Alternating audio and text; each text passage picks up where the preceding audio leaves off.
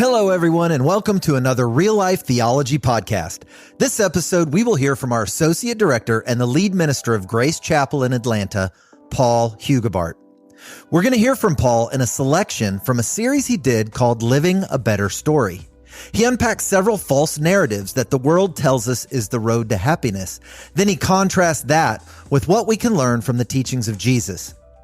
Stick around and hear the fascinating way that Paul summarizes the last 500 years of church history when it comes to the Christian church narrative and how we can remain relevant in a world that's trying hard to leave us behind. If you want to hear more from Paul, he'll be joining the team in Indianapolis this April for our national gathering.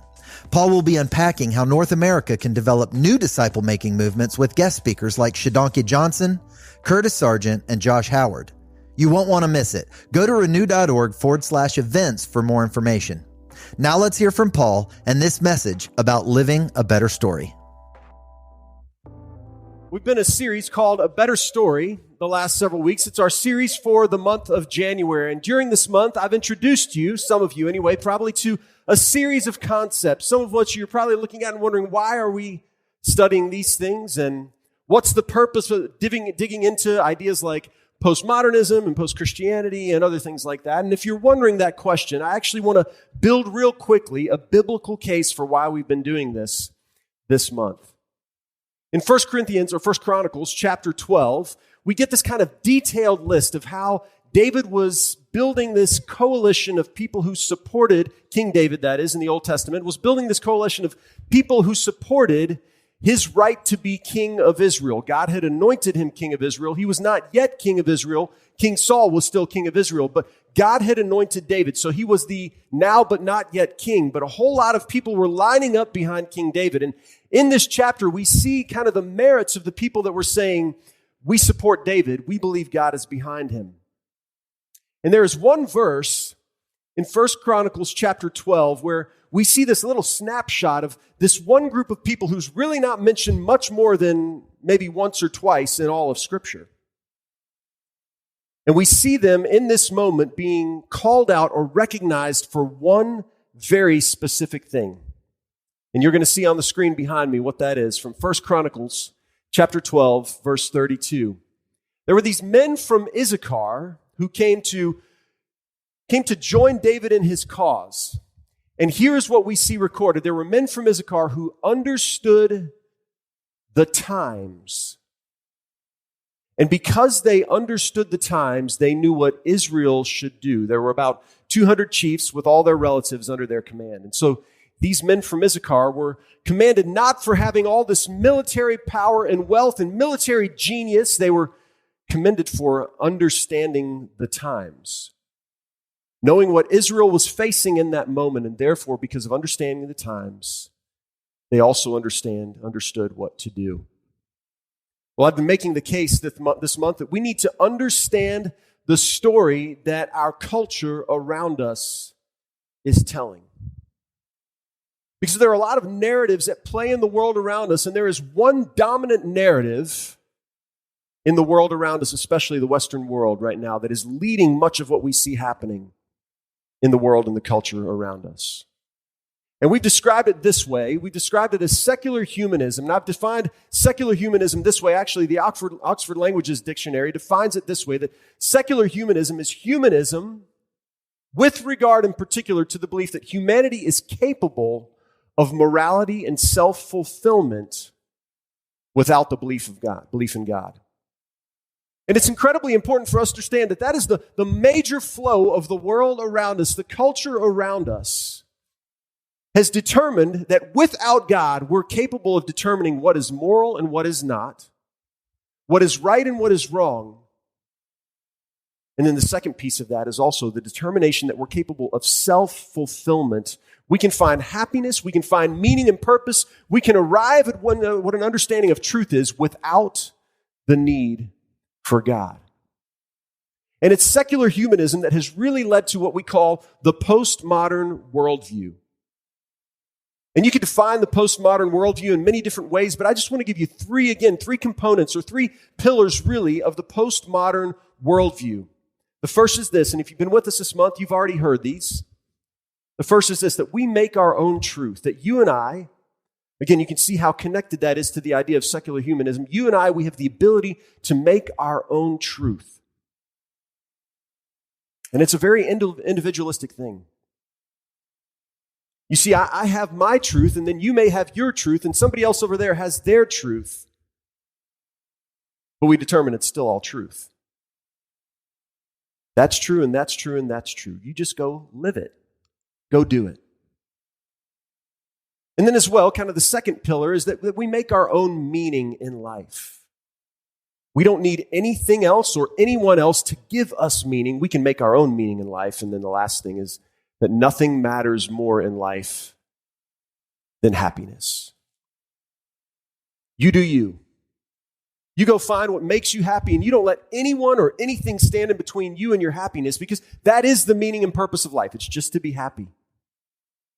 So if you hurt someone else on the way to being happy, hey, you were going after what you're supposed to go after in life. It's just, the purpose is just to be happy.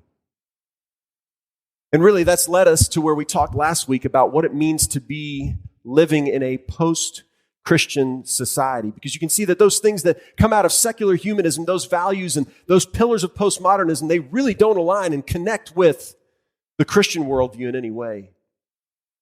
And that is the dominant flow of our culture at this point in time. So we are living in what many have termed a post-Christian age.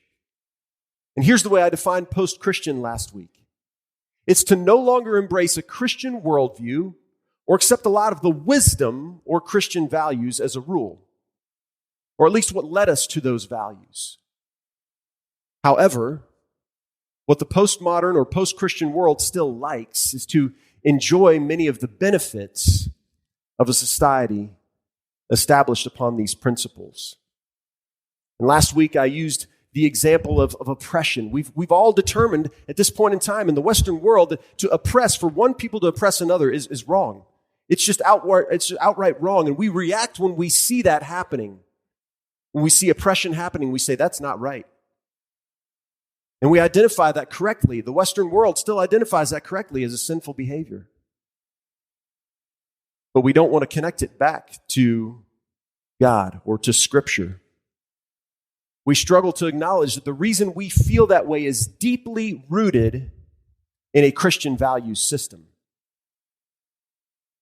Because before Christianity, oppression was a part of the way of life. It was just a part of the way that life happened.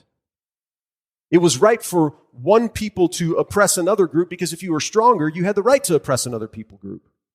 That was just the way things were.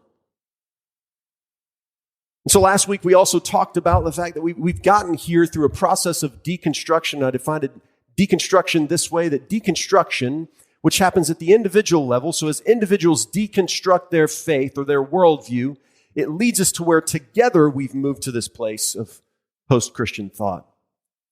The deconstruction is the act of piece by piece taking apart a belief system or worldview that was once adhered to and then replacing it with another. So we adhered to the Christian worldview. Maybe on the individual level, you adhered to Christianity. A child was raised in a Christian home, and then piece by piece just starts to pull apart that faith as doubts creep in and other things happen. And the next thing you know, someone who was once a Christian is no longer a Christian anymore, who's walked away, at least from that worldview, embracing that story, that narrative. So again, this month we've been making the case that we need a better story than the one that the culture around us is telling. We looked last week at the story from John chapter 4 as Jesus meets this Samaritan woman at the well and kind of pulls apart her story. In fact, the way after meeting Jesus, she describes to others that she's talking to, she says to them, after having this brief conversation and interaction with Jesus, she says these words, kind of profound. She says, "He told me everything I ever did. He told me in a few short sentences the story of my life." And what Jesus said to this woman at this well, this Samaritan woman, he said is, "I'm calling you to believe a better story, and it's one that centers on me." And that's true for us too. The better story that we're called to believe centers on Jesus. What Jesus said in a sense to that lady is this, and many of us probably can identify with this as well. As we chase after the things of this world and sometimes join the culture around us in the rat race of life, We may feel as though we've kept coming back to dip water from a well that will never fully satisfy.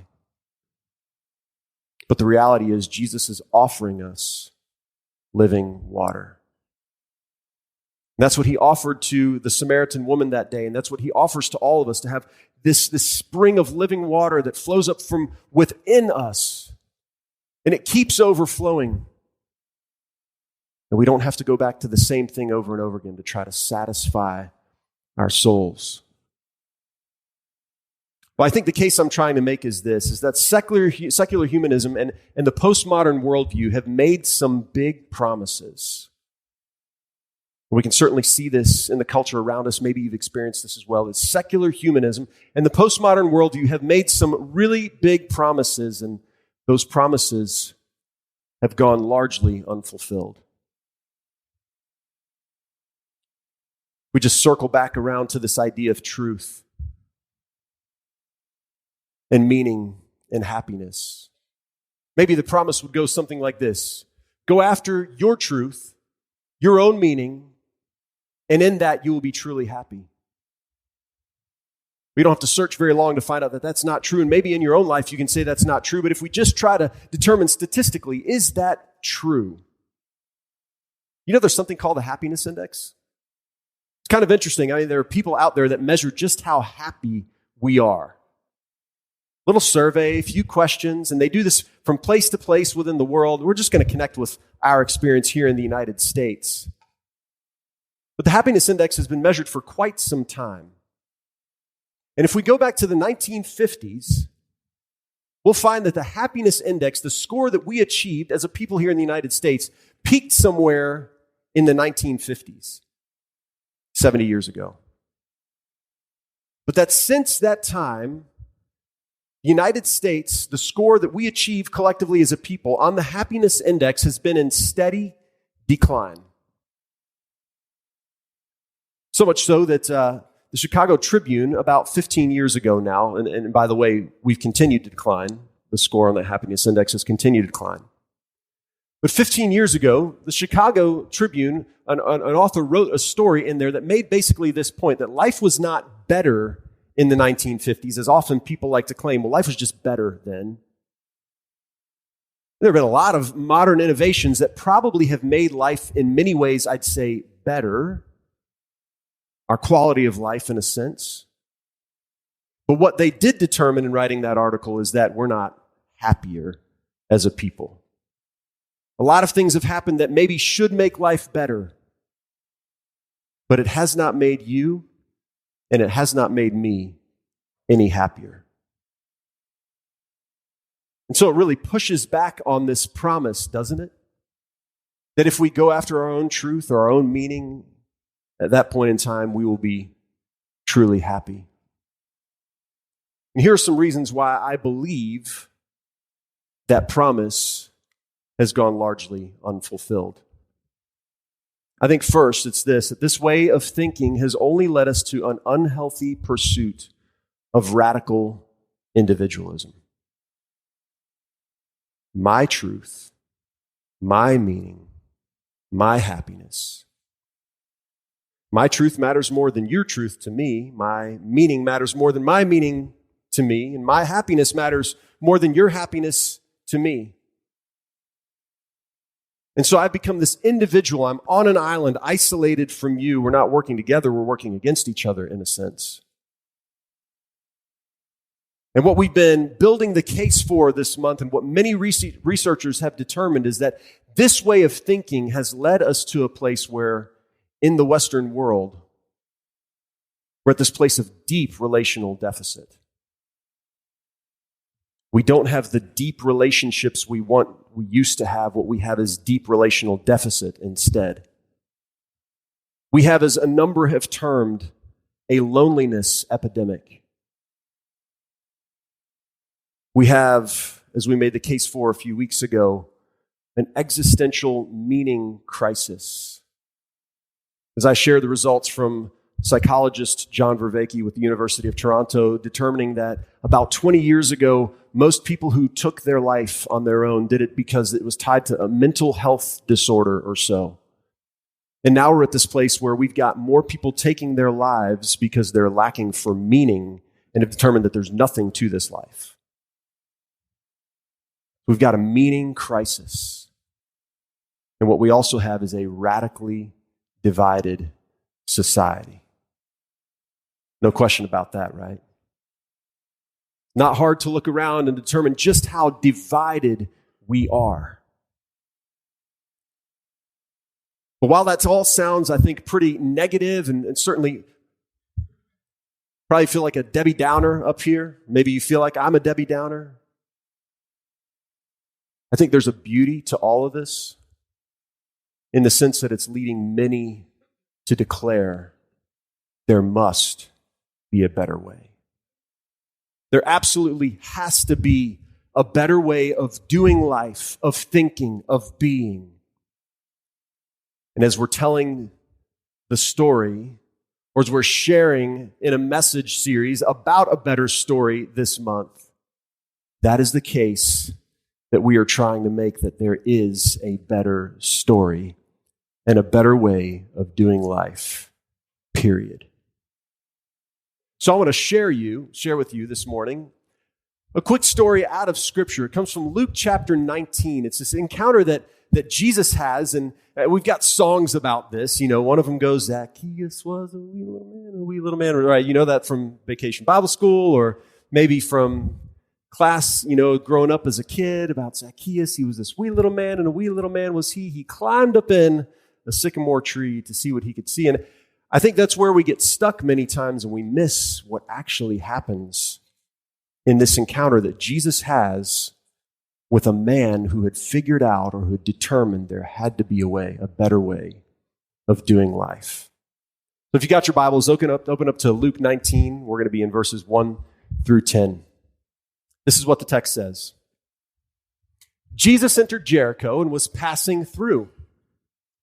A man was there by the name of Zacchaeus. He was a chief tax collector and was wealthy.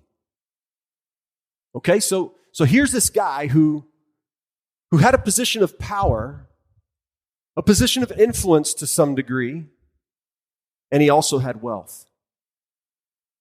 And from the outside looking in, you might determine this is a guy who had everything that he could want, everything that he could need. He was the chief tax collector, not just any tax collector, a chief tax collector. And he had lots of money. But we see very quickly that something was missing in his life. Luke goes on to tell us that he wanted to see who Jesus was, but because he was short, okay, that part is in the story, he couldn't see over the crowd.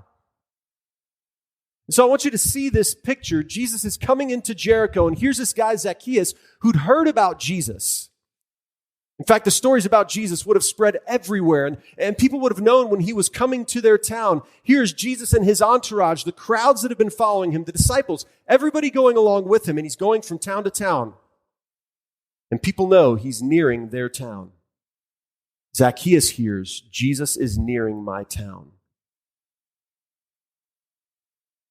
Zacchaeus could have been at a place of self-sufficiency that day and said, I'm wealthy and I'm a big shot. Why do I need this guy? But something was happening in the story of Zacchaeus' life that moved him that day to do something that was undignified for a person of his wealth and stature. And maybe even made him look more like a child than an adult in a sense. Here's what Luke tells us. So Zacchaeus, he ran ahead. As he hears and sees that Jesus is coming, he ran ahead and he found this tree. And what did he do? He climbed up into the tree. And when Jesus reached the spot where Zacchaeus had now climbed up into this tree so that he could see Jesus, just get a glimpse of him, because he was curious, because he was wondering if there's something better in life. Well, Jesus looked up and he saw right where Zacchaeus was, and he said, Zacchaeus, come down immediately, because I must stay at your house today. Now, the next piece of the story says that Zacchaeus came down and then once, and he welcomed him gladly. And all the people saw this, and they began to mutter, "He has gone to be the guest of a sinner." So here's where we learn another piece about Zacchaeus' story. If you're not familiar with the way that tax collectors in Jewish society within the first century were viewed, they were viewed as sellouts. They had sold out to the power and the wealth and the structure of the culture around them in a way that they had compromised who they were. They were collecting taxes for the Roman government and were viewed as people who had betrayed their Jewish or people of God heritage. And so the way that everybody else around Zacchaeus viewed Zacchaeus was just what you see described on the screen behind me. He's a sinner. He's an outcast in a sense. Zacchaeus had traded the stuff of this world for the relationships he could have had with the people of this world. He had sold out in a sense. And I wonder if Zacchaeus, as he's hearing the murmurings of those around him, if something starts to click in his mind, we already know something was clicking in his heart. Luke doesn't take much time to skip to the next piece and tell us exactly what happened. He says, "But Zacchaeus stood up and said to the Lord, 'Look, Lord, here now, I give half of my possessions to the poor. And if I've cheated anybody out of anything, I will pay back 4 times the amount.'" Now that seems kind of drastic and maybe even radical, but I'm certain that Zacchaeus had heard some of the conversations that Jesus had had with other people who had great wealth, the conversations that he'd had with them about maybe selling their possessions, giving them to the poor so that he could come and follow, walk along with him. Maybe Zacchaeus had heard some of Jesus' teachings through others. Maybe he had actually heard Jesus speak before. I don't know what the case was. But there's something in Zacchaeus that clicks in that moment, both in his heart and in his mind. And he says, here's how I have to respond in this moment to the fact that Jesus is willing to be with me. There's no other response. So listen to Jesus' response. Jesus says to Zacchaeus, "Today salvation has come to this house because this man too is a son of Abraham." And then Jesus gives us, in a sense, his mission statement. "For the Son of Man came to seek and save the lost."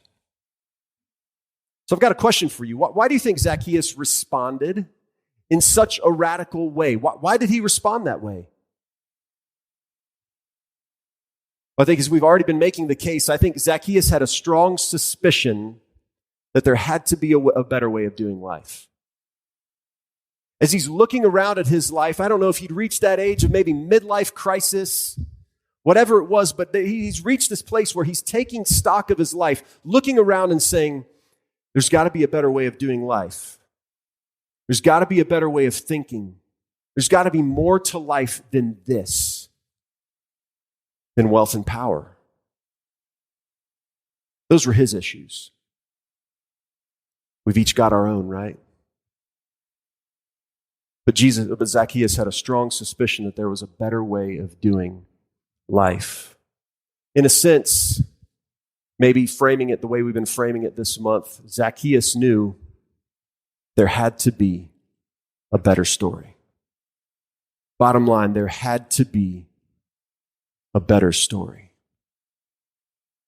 So let's reconnect with where we started this morning. Again, this scripture from 1 Chronicles chapter 12. There were these men who understood the times and knew what Israel should do. Again, we've been making the case this month that you and I, we need to understand the story that the culture around us is telling. But there's more.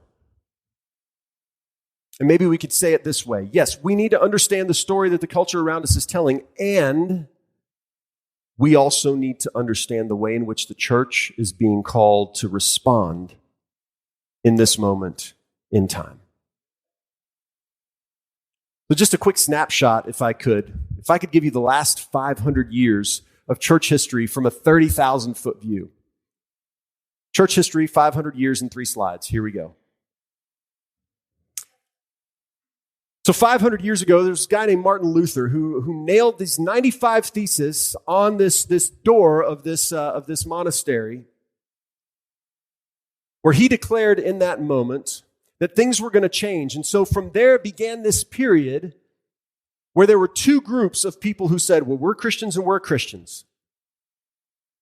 And really kind of the dominant move of the next couple hundred years was this, what you see on the screen behind me. Let me tell you all the reasons that the Protestant church isn't Catholic. That was kind of the dominant move for a couple hundred years. And then you have kind of our history within this nation. What happened the last several hundred years. We're just going to reframe this just a little bit. Because the next move was this. It's let me tell you all the reasons that my Protestant church is better than your Protestant church. And that was the way we engaged for several hundred years. Well, let me tell you what became almost irrelevant to people in that 2 centuries. The conversation about why the Protestant church is different from the Catholic church. That became irrelevant in a sense. Well, let me tell you what's becoming irrelevant to the world around us at this point in time. It's this conversation.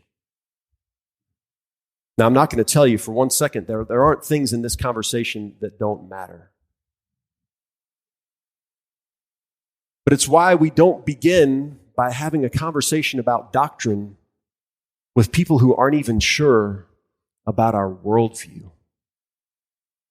And so here's the move that I believe we are in right now. It's this one. Let me show you why the Christian worldview makes more sense of the reality in which we live than any other worldview. And that's why we don't start at the place about having the conversation about what role baptism plays in Christian conversion.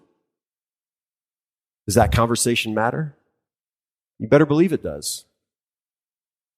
Do other conversations about doctrine matter in this moment? Yes.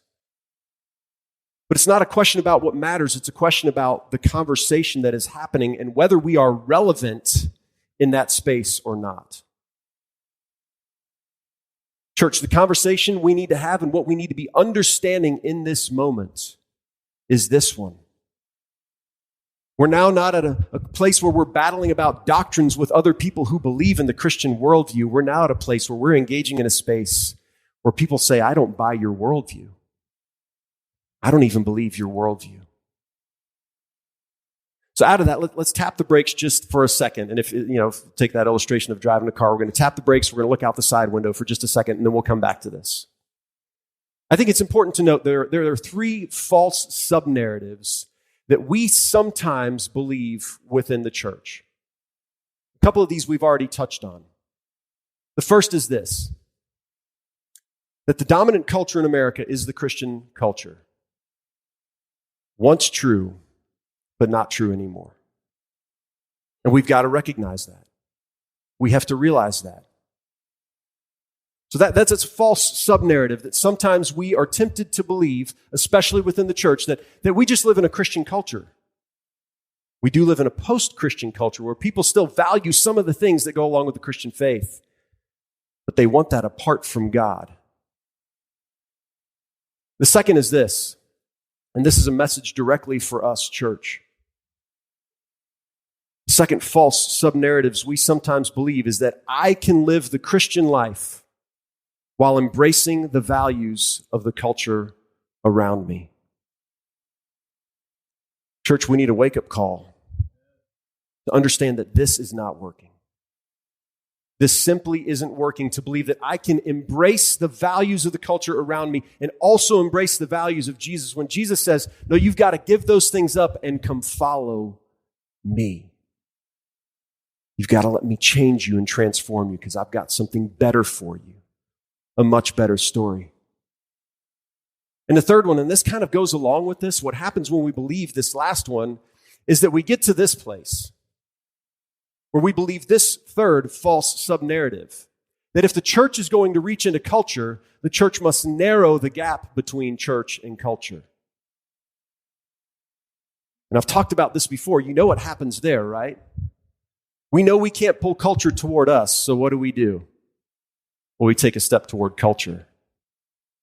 And here God is pulling us back to him, but we take a step toward culture. And we're seeing this true in many churches, and we've probably been guilty of it at times as well, as we've got this desire to be closer to culture because we feel like it's just too big of a gap to bridge. And God is saying, trust me. You've got to call people to where I am. Yes, you've got to go to where people are. But you don't stay there yourself. And you don't leave them there either. You bring them to me. So we're called, in a sense, then to bridge the gap, not narrow the gap between church and culture. And so, in a sense, what we're being called to do is this. We're being called to show people why the Christian worldview makes more sense of the reality in which we live, or again, framing it the way we've been framing it. Let me show you a better story. Let me show you a different story, a better way of living life. So if you've got the question, because I've had the question and been puzzling through it this week as well, so what does a better story look like? What does it actually look like?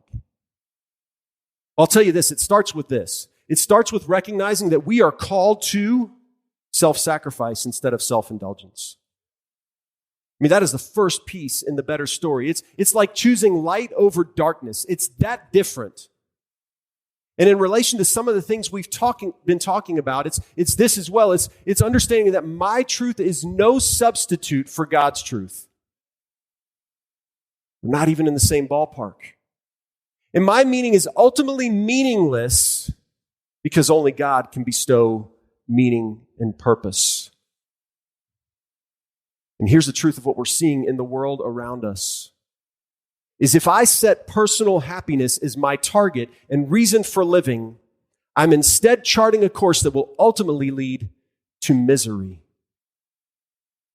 Because the better story centers on the choice to seek and build God's kingdom first, as opposed to building my own kingdom and church.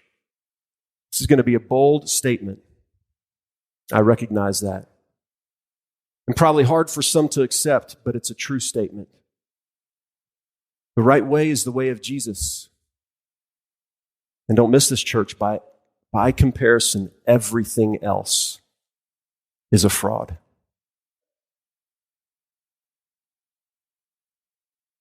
But here's why this matters. This whole month, really, as we've been praying Luke 10 and Colossians 4, 2 through 4, we've been asking that God would come and raise up workers for the harvest field. We've been asking that God would open doors so that we could communicate the message, the mystery of Christ, to a world that needs this mystery, this thing that is veiled in a sense, but they need their eyes open to it, and we need our eyes open to it as well. So we've been praying for renewal and revival and awakening. But as I look throughout history and throughout the pages of Scripture, here's what else I see. If we want revival, here's how revival begins. It's when the people of God embrace faithfulness to God in a radical way above all else, above everything else. It's in that moment where we determine, I cannot embrace the way of Jesus and the way of the culture around me. I can't do it. But I need the way of Jesus above all else. And so we looked at the story this morning from Luke chapter 19 of a guy who got it in that moment. It clicked. It clicked at the heart level. It clicked at the head level. All of that came together. Because it was as if Zacchaeus understood these words of Jesus from Matthew 13, 44 through 46. So I want to leave you with a little bit of inspiration and then a question here. Here's what Jesus says. The kingdom of heaven is like treasure hidden in a field. It's like treasure hidden in a field. And so there was this man going by. He found it. He hid it again. And in his joy over what he'd found, went and sold all that he had so he could buy that field. Jesus says, again, the kingdom of heaven. It's like a merchant looking for fine pearls. When he found one of great value, he went away and sold everything he had so that he could have that pearl. That's what the kingdom of heaven is like. That's what the better story of God is like. And that's what it's like when people recognize there's truth to be found in God. And by comparison, everything else is a fraud. So Zacchaeus knew that there had to be a better story. He knew that there had to be a better story. He was looking in his life and he just knew it. There has to be a better story. He had a strong suspicion again that there was a better way of doing life. And so I've got the question for you and for me. What about us? What about you? As the woman we talked about last week in John chapter 4, the woman at the well, as she realized she'd been dipping into a well that could never fully satisfy, and she'd have to keep going back over and over and over again. And as Jesus just told her about that well and the well that he was offering her, the living water that he was offering her, she walks away and she says, he told me everything I ever did. He told me my life story. Have you maybe reached that point in your life where you realize I've been dipping into a well that will never fully satisfy? And there's only one thing that will fully satisfy. Have you reached that place where you realize I've been buying into a lot of the narratives around me, the narratives, the culture around me, the narrative of maybe my workplace, whatever it happens to be, but I need a better story in my life? Here's what I can tell you. We need a lot of people like Zacchaeus who are willing to climb a tree to see Jesus, but then who are willing to jump out of that tree when Jesus calls them and say, whatever you ask of me, Jesus, I'm here. Because you've got the only true story.